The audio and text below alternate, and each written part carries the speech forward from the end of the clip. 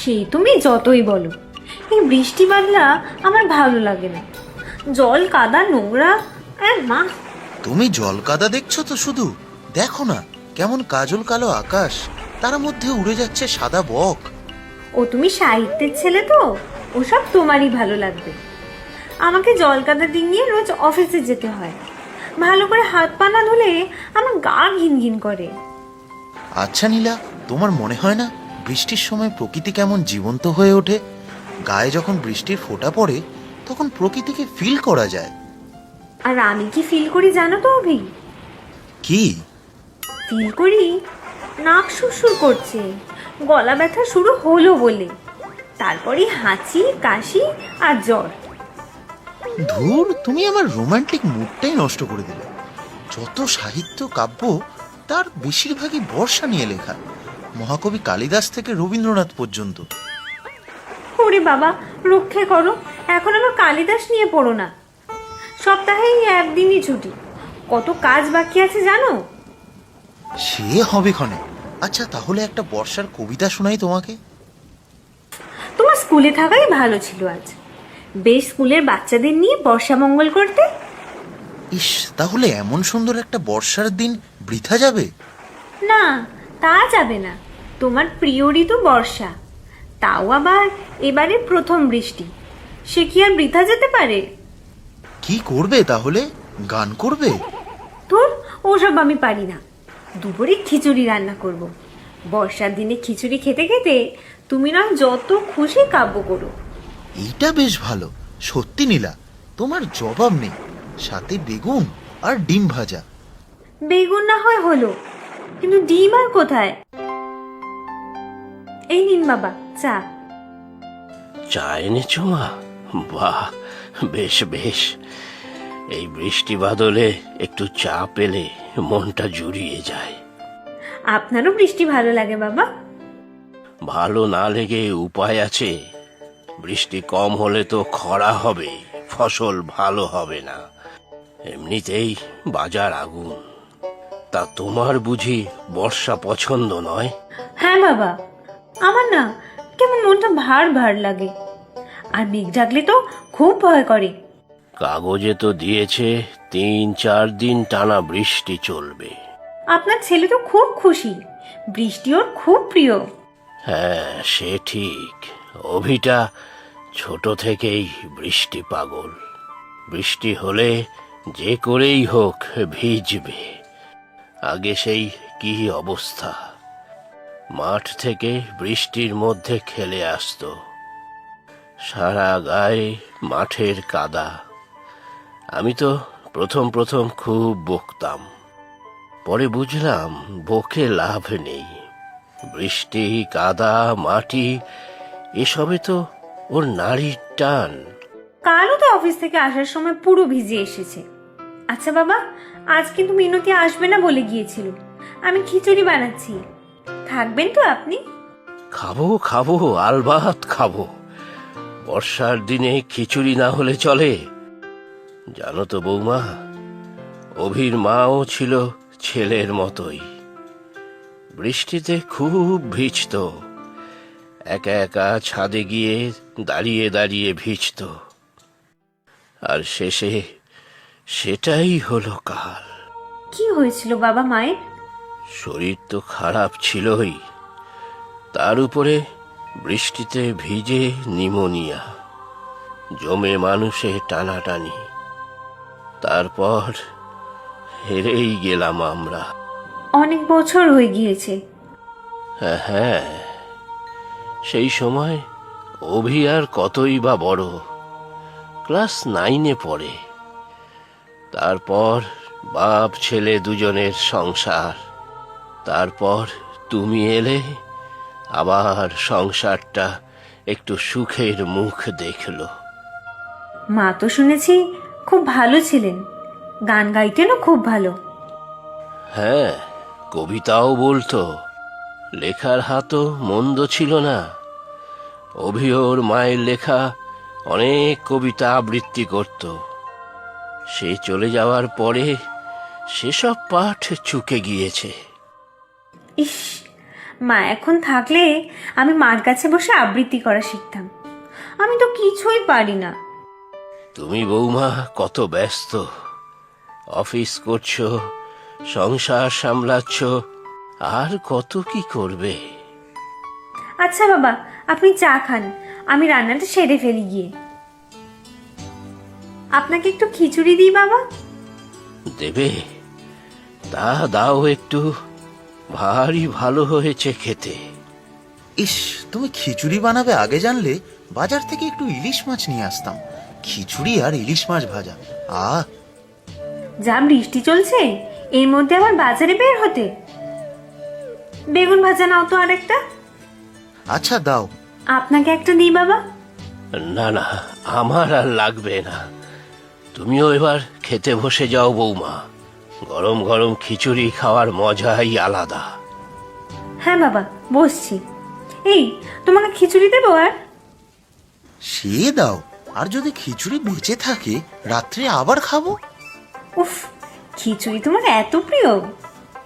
কারো প্রিয় আলুর চপ, কারো ঝালমুড়ি, শীতে বর্ষায় আমার প্রিয় ডালে চালে খিচুড়ি।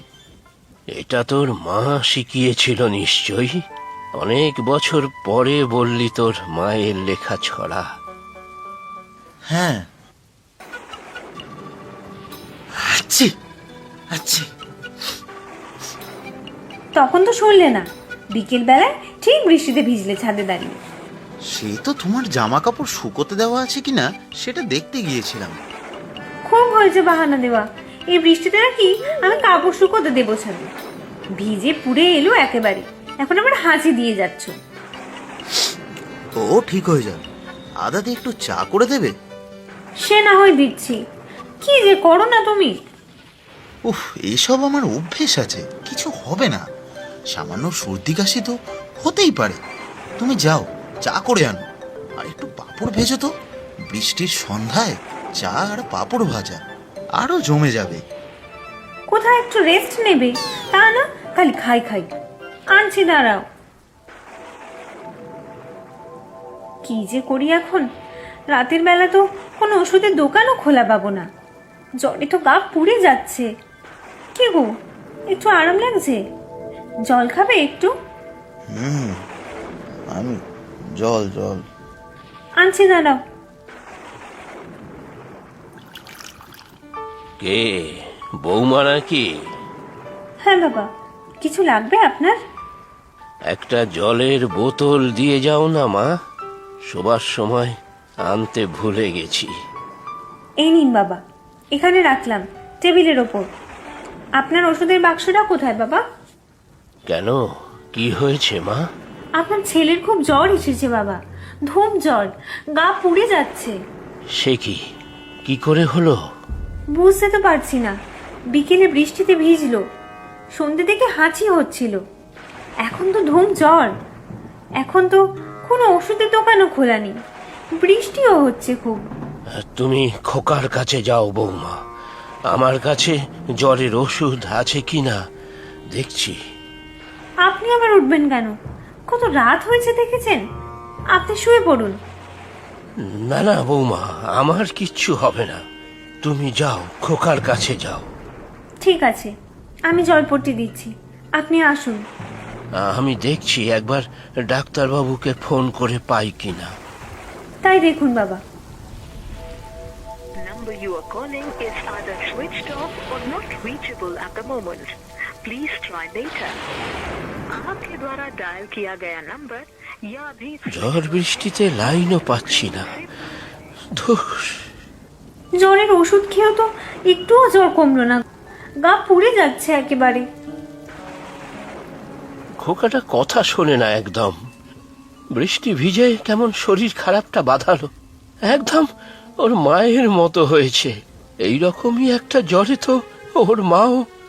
ওসব বলবেন না বাবা, ওসব বলবেন না, ওবে ঠিক হয়ে যাবে। ডাক্তারবাবুকেও ফোনে পাচ্ছি না। মা, মা, ও মা। কি বলছো? কিছু লাগবে তোমার? খুব কষ্ট হচ্ছে না? তোমার কাছে যাবো মা। এই তো, এই তো আমি। এবার চোখ খোলো, একবার চোখ খোলো না গো। Unit two night. জ্বর যে আমার, ভিজবো আমি কি করে? বৃষ্টি তুই ভাসিয়ে নিয়ে যা মোরে। এটা এটা কি বলছে বাবা? এটা যে ওর মায়ের কবিতা। আপনি কাঁদছেন কেন বাবা? ওর মা যে শেষ দিনে এটাই বারবার বলছিল ঘোরের মধ্যে। না না না, ওর কিচ্ছু হবে না। আমি ডাক্তারবাবুকে ফোনে ট্রাই করছি। Number you are calling is either switched off or not reachable. Number you are calling is either switched off or not. বুকে ঠান্ডা বসে গেছে। বৃষ্টিতে ভিজেছিল নাকি? আর বলবেন না ডাক্তারবাবু, একদম কথা শোনে না। বৃষ্টি হলে ভিজবেই। কাল সন্ধ্যে থেকেই হাঁচি কাশি সর্দি লেগেই আছে। আসলে এখন চারিদিকে ভাইরাল ফিভার হচ্ছে, তবে বুকে বেশি সর্দি বসা ভালো না। ভয়ের কিছু নেই তো ডাক্তারবাবু? আমি অ্যান্টিবায়োটিক দিলাম, চিন্তার কিছু নেই, তবে ঠান্ডা লাগানো যাবে না। আমি সব খেয়াল রাখবো। এই নিন বাবা চা। এবার একটু বিশ্রাম করুন আপনি। কাল জোর করে সারা রাত জাগলেন। খুব চিন্তা হচ্ছিল যে আমার বৌমা। আর চিন্তা নেই বাবা, জ্বরটাও এখন কমে গিয়েছে অনেকটা। ডাক্তারবাবুও তো দেখে গেলেন, বিকেলে আরেকবার আসবেন বলেছেন। যাক, শান্তি। আসলে কি জানো তো, খোকার মা মারা যাবার পর থেকেই ওর সামান্য শরীর খারাপ হলেই আমি বড় উতলা হয়ে পড়তাম। কাল তাই বড় ভয় লাগছিল। আর ভয় নেই বাবা, আমি তো সবসময় আছি আপনার সাথে। এখন একটু ঘুমিয়ে নিন, আমি জলখাবার বানিয়ে ডাকবো আপনাকে।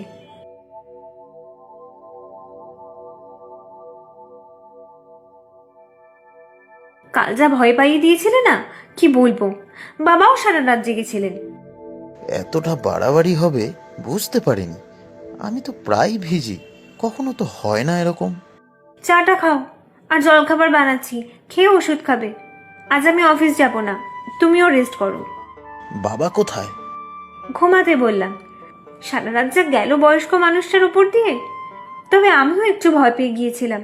সরি গো, এরকম হবে বুঝিনি। আবার বৃষ্টি নামলো। কি আবার ভিজবে নাকি? হ্যাঁ, যাই না একবার। না না, আর না, পাগল নাকি?